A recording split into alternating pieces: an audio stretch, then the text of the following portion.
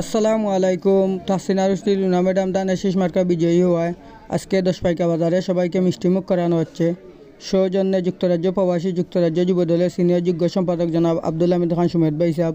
আরও এখানে উপস্থিত আছেন আমাদের 5 নং দৌলতপুর ইউনিয়নের চেয়ারম্যান জনাব হাফিজ আরও খান সাহেব এবং জাতীয়তাবাদী সকল নেতৃবৃন্দরা।